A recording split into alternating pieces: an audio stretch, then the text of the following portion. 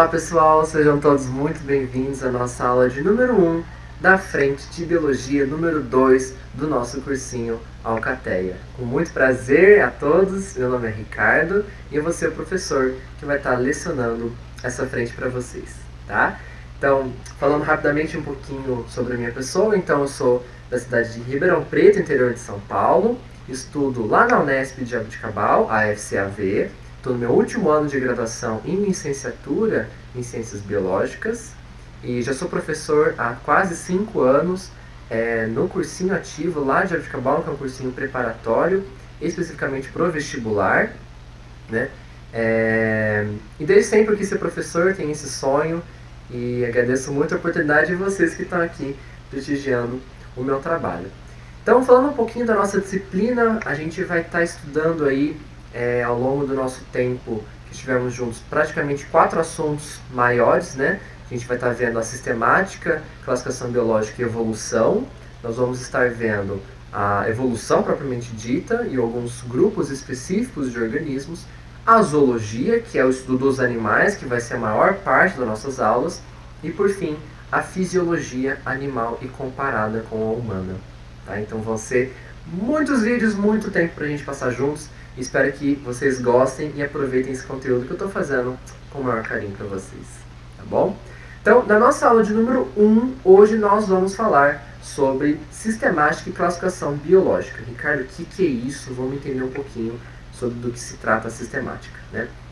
Quando a gente pensa nos conceitos de classificação, ou seja, quantos organismos será que existem, quantos seres vivos será que a gente já descobriu, quantos que vão ser descobertos, quais foram os primeiros cientistas que classificaram os organismos, como que era essa classificação, será que um dia vai ser possível, né, nós conhecermos todos os organismos, quem são eles, como que eles são, onde vivem, o que comem, como será que um dia a gente vai ter, né, essa possibilidade?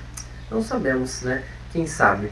Então, quando a gente começa estudando lá no passado, os primeiros, né, cientistas que se dedicaram a esse estudo, logicamente eu não vou fazer um apanhado histórico tão aprofundado, eu vou falar do principal, que é, na realidade, o conceito de classificação biológica e taxonomia, que eu vou explicar para vocês agora, e o cientista por trás disso eu acredito que vocês já conheçam, e já eu falo dele.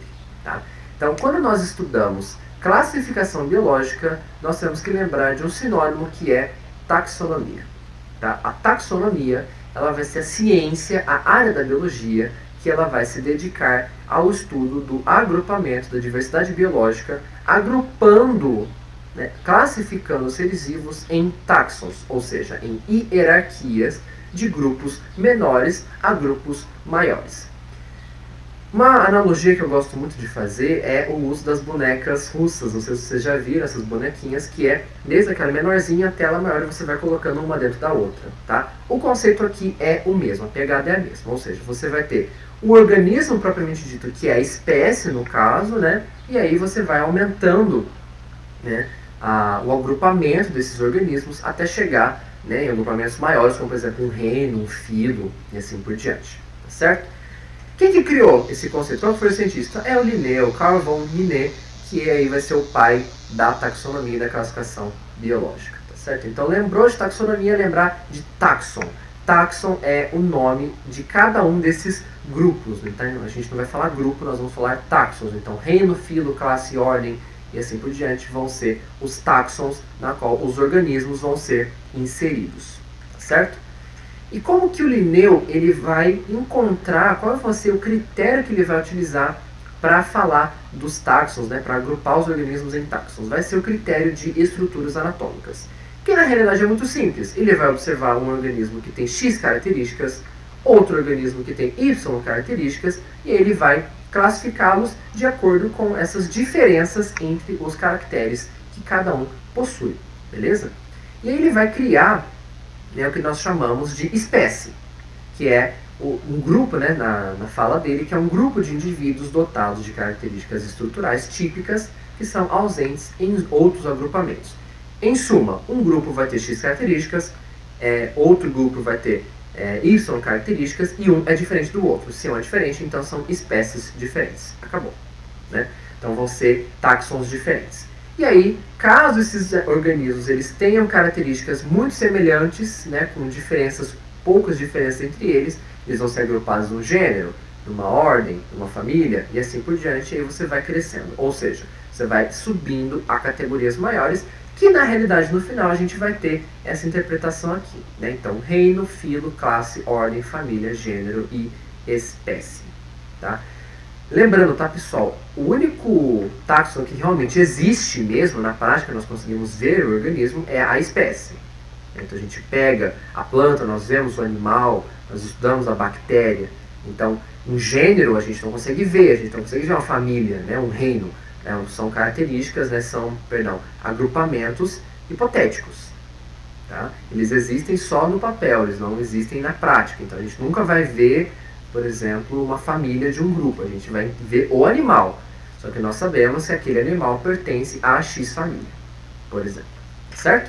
Então aqui, né, trazendo essa imagem lá do livro Biologia Moderna do Amados e Marton, primeira edição de 2016, a gente tem, né, uma pegada, né, uma ideia de quantos agrupamentos, quantos táxons realmente existem.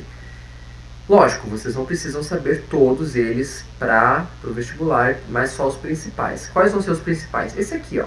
Então, reficofage, vocês já ouviram, acho que, né, esse macete para decorar. Então, reficofage se refere a reino, filo, classe, ordem, família, gênero e espécie. Ah, Ricardo, eu já vi tribo, já vi que tal organismo está agrupado no infrafilo de não sei o quê. Não precisa se lembrar disso, porque na realidade o vestibular não vai cobrar isso diretamente de vocês, tá? Ele vai, se vocês quiserem lembrar, é interessante vocês lembrarem, né, para a vida, mas para a prova especificamente do vestibular, isso aqui ele não vai ser cobrado, tá? Então, por exemplo, a tribo, ela é muito pouco abordada no vestibular, né, nas provas da vida aí, né, Enem, FUVEST, assim por diante, mas os outros eles são cobrados. Então, reficofage, lembre-se disso. Superespécie, superclasse, infraclasse, não precisa se lembrar disso para a prova, certo? Lembra que existe, mas não para a prova, tá? E aí, pessoal, o Darwin não tem como falar, né, de sistemática e de outros conceitos sem falar de evolução, logicamente citando o Darwin. Ele vai trazer um conceito, uma reflexão interessante, que é: nenhuma definição de espécie conseguiu ainda satisfazer todos os naturalistas, todos os cientistas, apesar de que todo mundo saiba vagamente definir o que é uma espécie. Né? O Darwin fala isso lá no Origem das Espécies, que é o livro que ele publicou lá em 1859. Tá? Detalhe, tá, pessoal? Darwin vai vir em 1850 e poucos, ele é século XIX, Linneu é século XVIII. Tá? Então, quando Linneu teve suas pesquisas e construiu a base da taxonomia, não existia ainda a sistemática, né, que junta com os conceitos evolucionistas. Tá? Tome cuidado com isso. Então, taxonomia é especificamente agrupamento e classificação de seres vivos. Né? A sistemática ela vai agrupá-los a partir dos conceitos evolutivos. Mas calma que a gente vai ver isso, que vai ter a cladística no meio, enfim, vamos por partes. Tá? Qual que é a pegada, qual que é o grande problema? Nunca a gente teve um conceito de espécie que realmente satisfazesse todos nós do meio científico. Isso é verdade. Até hoje isso é um ponto muito complicado. E qual que é o problema nisso? Né? Vou dar alguns exemplos para vocês. Por exemplo, o conceito biológico de espécie. Né? Existem muitos conceitos, tá? Centenas de conceitos. Eu vou trazer só alguns, tá? E a gente vai entender um pouquinho qual que é a dificuldade, porque sempre vai ter uma exceção, né? Então, o conceito biológico, né, que foi trazido para nós foi que as espécies vão ser um grupo de populações cujos indivíduos, que sejam em condições naturais, são capazes de se cruzar e produzir descendentes férteis, tá? Estando eles reprodutivamente isolados de indivíduos de outras espécies. Ou seja, no meio natural, né, indivíduos que sejam capazes de se reproduzir, né, tem que gerar descendentes férteis, ou seja, são 3 condições. Só que vem a natureza e trazem algumas exceções, por exemplo, a famosa mula. Né? A mula, pessoal, é o cruzamento, né, de um cavalo com um burro, né, desses 2 animais. E aí o que vai acontecer? A mula, pessoal, ela é estéril, ela não produz descendentes férteis. Então, entre aspas, ela já não se encaixa no conceito biológico de espécie. Tanto que você joga, se você pesquisa isso na internet, você vê que a mula ela não possui espécie. Tá? É um organismo vivo que nós estamos vendo ali, porém ele não tem espécie. Tá? Ele não pode ser agrupado em outras espécies porque ele não segue esse conceito. Um outro exemplo é no caso do liger ou do ligon, que é o cruzamento de um leão, de uma leoa, com um tigre ou uma tigresa. E aí pode ser o ligon ou o liger. Tá? Tem esses dois nomes quando é macho e é fêmea, respectivamente. Tá? Qual que é o grande problema? Esses organismos, eles também são estéreis, eles não podem se reproduzir e pior, eles não são encontrados em condições naturais. Ué, Ricardo, por quê? Porque, gente, os leões estão lá na África, né, enquanto os tigres, em sua maioria, estão lá no continente asiático. Então, a distância geográfica entre eles é muito grande. É praticamente impossível você ter aí, né, um tigre se encontrando com uma leoa ou vice-versa e produzindo de forma natural o liger, que é um animal fantástico, né? Lindo, gigantesco esse bicho, né? Mas só existe em zoológicos, em locais artificiais, né? Ele não existe na natureza, tá certo? Então já são duas exceções, não serve, entre aspas, esse conceito de espécie. E aí o Meyer, que é um dos que criou esse conceito, ele vai tentar criar outro, que é espécie é uma comunidade reprodutiva de populações reprodutivamente isolada que ocupa um nicho ecológico específico na natureza. Qual que é o problema nisso? Ele não abrange duas coisas, que são as espécies que já estão extintas, muito menos as que fazem reprodução assexuada, né? Então, os organismos aqui que a gente analisa nesse cladograma, vocês estão vendo que, né, os únicos que não foram extintos são as aves, né? O resto, todos já foram extintos. Então, entre aspas, eles não ocupam mais um nicho ecológico específico na natureza. Então, eles não podem ser considerados espécies. O que está totalmente errado, né? Esses organismos existiram, eles caminharam onde nós caminhamos hoje. Então, já, entre aspas, é uma falha nesse conceito. Por que eu falo tanto entre aspas? Porque existem exceções às regras, existem conceitos, existem várias formas de tentar entender esses conceitos, essas classificações. Então, para não falar nada assim, eu estou dizendo que isso não existe, que isso não serve. Não, não é isso. A ciência não é isso. Então, metaforicamente falando, eles não podem ser classificados a partir desse conceito do Meyer de 82, perdão, como espécie. Tá? E outro problema é também a reprodução assexuada, né? Então, a comunidade reprodutiva de populações reprodutivamente isolada uma da outra. Isso não abrange os organismos que realizam reprodução assexuada. Então, por isso que é um grande problema também, que é uma exceção à regra. Certo? Apesar disso tudo, né, dessa problemática na classificação de espécies, o Linneu ele vai encontrar uma forma de estar escrevendo e representando, né, algumas regrinhas. Vão ser 7 regras que eu vou passar para vocês, né, que vão abranger como que nós devemos escrever, né, e falar de uma espécie de uma forma adequada. Vamos lá. Primeira delas, o epíteto genérico sempre vai ser vão ser 2, né? Vai ser o epíteto genérico e o epíteto específico, né? Então, um exemplo, Canis lupus. Canis lupus é o nosso famoso cachorrinho que a gente conhece, todos nós temos em casa. O Canis lupus, a gente tem Canis, que é o epíteto genérico, e lupus, que é o epíteto específico. Vou dar um spoiler e detalhe para vocês. Eu escrevi essa forma aqui errada de propósito, tá? Por quê? Vocês vão ver, se eu não me engano, no quarto conceito, que toda vez que a gente for escrever o nome científico de alguma espécie, ela tem que ser destacada. Mas vamos falar isso daqui a pouco. Então, primeira regrinha que você tem que lembrar, epíteto genérico e epíteto específico. Então, epíteto genérico falando do gênero e específico falando da espécie. Né? Fácil. 2. Sempre vai ser em latim ou latinizado. Por quê? O latim já é uma língua morta, já é uma língua que não sofre alterações gramaticais, né? Um idioma que já está morto. Então, ele não pode sofrer alterações. Imagina se a gente usasse, por exemplo, os nomes em inglês, ou em português, ou em mandarim. Primeiro que quem é fora do meio ia ter que aprender o idioma só para escrever. Imagina a gente ter que aprender a escrever nome científico em japonês, em mandarim, em línguas orientais. Ia ser muito difícil. Tá dando só que para eles ia ser muito difícil aprender a linguagem ocidental, né? Então, para que evite-se esse problema, a gente escreve todos em latins ou latinizados por ser uma língua morta que não sofre mais alterações, tá? Outra regra, que é a terceira regra, epíteto genérico sempre tem inicial maiúsculo, enquanto o epíteto específico é uma letra minúscula. Então, Canis lupus, o C do Canis é maiúsculo e o L do lupus é minúsculo, não se esqueçam disso. E o quarto conceito que eu falei para vocês é sempre escrito em itálico ou grifado, tá? Então aqui o correto seria esse canis lupus estar em itálico, porque aquela letra é deitado. Quando vocês forem escrever discursivamente, né, à mão, você tem que grifar. Quem conseguir escrever em itálico, né, deita o caderno e escreve, ok, eu não consigo, então eu prefiro só grifar, que é mais fácil, tá? Quinta regrinha, o epíteto genérico, eu abreviei como EG, pode ser abreviado. E como que isso pode acontecer? Vamos lá. Vou dar um exemplo do canis mesmo, que é muito fácil. Então, o canis, quando eu falo canis, eu estou falando do gênero. Só que eu não estou especificando qual é a espécie, né? Então, os organismos do gênero canis, ou seja, eu estou falando de todos. Eu não sei se é um lobo, se é um cão, se é um chacal, se é um coiote. Então, quando eu não estou especificando, né, se é uma espécie inespecífica, nós utilizamos a abreviatura SP. Tá? Então, canis SP.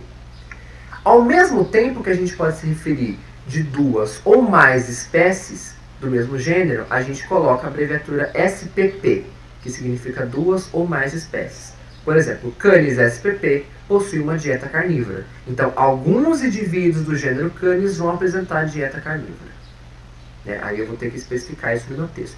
Mas para escrever gramaticalmente, Canis é utilizado dessas duas formas, seja com forma de SP quanto SPP. Beleza? Então, a sexta regrinha que nós temos é que o epíteto específico nunca é escrito sozinho. Tá? Jamais ele vai ser escrito sozinho. Então, ao contrário daqui, né, a gente tinha Canis spp. A gente não pode escrever lupus spp. Isso não existe. Tá?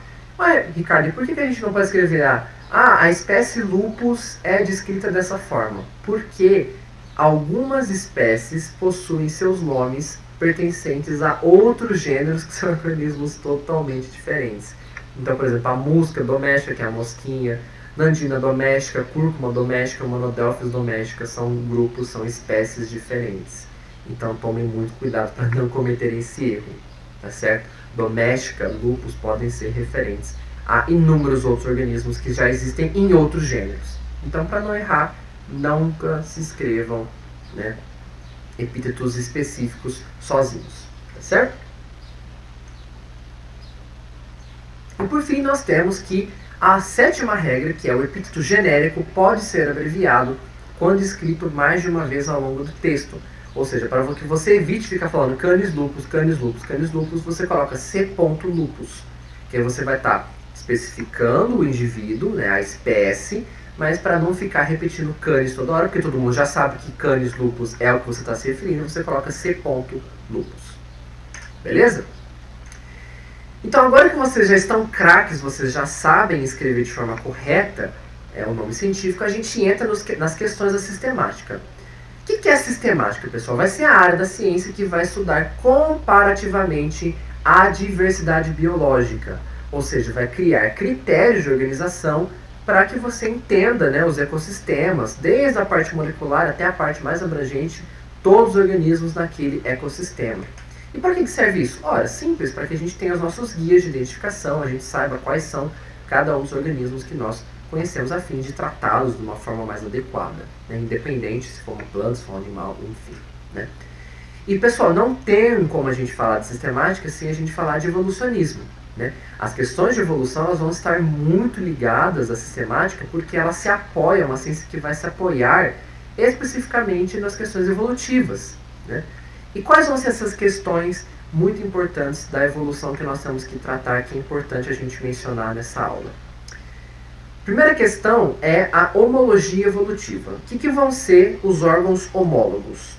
Né? Vão ser os órgãos na qual eles possuem funções diferentes, porém eles têm, né, estruturas, componentes embrionários semelhantes que são em grupos distintos. Ou seja, nosso braço, né, a nadadeira da foca, a asa da ave, do morcego, que são grupos diferentes, possuem os mesmos ossos. Então a una, rádio, carpo, metacarpo, as falanges, porém, olha como que eles estão distribuídos nesses animais. São formas diferentes, ou seja, componentes que surgiram nesses grupos que apresentam um ancestral comum, né? Aquele ancestral que possuía, né, que deu origem a esses órgãos, esses ossos, mas que ao longo do processo de evolução, cada um desses grupos, por adaptação, vai estar usando esses órgãos de uma forma específica. certo? Então isso são órgãos homólogos de origem evolutiva. Porém, muito cuidado, perigo, perigo, perigo, né? Homologia evolutiva, que são os órgãos homólogos, são diferentes de convergências evolutivas. Cara, o que é uma convergência evolutiva? Simples, vou explicar. São analogias evolutivas, ou seja, são órgãos análogos, tá? Então existem órgãos homólogos e órgãos análogos. Órgãos análogos vão ser os órgãos na qual têm origens embrionárias totalmente diferentes, porém apresentam a mesma função. É o contrário de homologia evolutiva. Enquanto lá a gente tinha órgãos que tinham ancestralidade comum, porém funções diferentes, aqui é o contrário. Nós temos origens diferentes com a mesma função. Por exemplo, a asa do inseto e das aves. Se vocês comparam, é totalmente diferente, né, pessoal? Aqui um esquema de como que é a asa de um inseto e aqui um esquema da adaptação do voo, né, nas asas das aves, então os ossos pneumáticos, as penas e assim por diante. Então, por isso que são órgãos análogos. Beleza? Outro exemplo de analogia evolutiva são o formato hidrodinâmico dos corpos dos peixes, né, dos golfinhos, de alguns mamíferos e também de algumas aves, por exemplo, os pinguins. Né? Então, esse formato meio com corpo em forma de tubinho, né, esse formato ele é utilizado especificamente para dar uma melhor otimização ao nado ao longo da vida do animal. Certo? Então, quando a gente estuda a filogenia, a gente vê que cada um desses ramos, ele vai indicar, né, classe, ordem e família, ele indica que uma espécie ele vai sofrer o que nós chamamos de especiação. Ou seja, a gente tinha um organismo que ele vai estar se diferenciando e adquirindo características diferentes. Né? Apesar de serem, por exemplo, todos mamíferos aqui, quando a gente vai para a espécie, a gente tem o cavalo, a zebra, a anta, o rinoceronte, que são grupos pertencentes, né, à mesma classe, que são mamíferos, porém são muito diferentes entre eles. Certo? E a gente tem a cladística, né? A cladística ela vai se preocupar especificamente com as questões evolutivas, né, as questões de ancestralidade, na qual o principal ponto, a principal palavrinha que vocês têm que lembrar é sinapomorfia. Tá? O que é uma sinapomorfia? É uma novidade evolutiva, ou seja, uma característica, é um caractere que vai surgir por adaptação, né, e que vai ser herdado, vai ser passado para os descendentes. Ok? Isso é sinapomorfia. Então, falou de cladística, é você saber que determinados pontos do clado vão ter sinapomorfia, ou seja, vão ter características evolutivas que surgiram por adaptação, né, e que vão ser herdadas por outros grupos. Além da sinapomorfia, existem 3 outras palavrinhas que vocês têm que lembrar. A primeira delas é a autapomorfia. Uma autapomorfia é uma novidade evolutiva que está presente em um único grupo específico. Né? Então, vamos supor que existem 4 grupos novos. 3 deles vão apresentar uma sinapomorfia, enquanto um deles vai apresentar uma autapomorfia. Então, é uma característica que só tem naquele grupo e ela não é compartilhada com seus grupos irmãos. Certo? Outra característica é a plesiomorfia. Então, a plesiomorfia vai tanger especificamente os caracteres mais antigos de um cladograma. Vou dar um exemplo para vocês. Então, aqui a gente tem, por exemplo, nessa imagem, que a notocorda, vejam bem, a notocorda aqui no fundo, ela é uma plesiomorfia, né, desse cladograma. Então, é uma característica muito antiga. Enquanto, por exemplo, uma apomorfia, né, esse último nome, a apomorfia, é uma característica mais nova, que vai estar surgindo aí recentemente, como, por exemplo, as glândulas mamárias e os pelos. Né? Em outros cladogramas, a gente consegue ver, né, que sempre vão ter as sinapomorfias marcadas. Ó. Então, a aquisição da mandíbula, né, a aquisição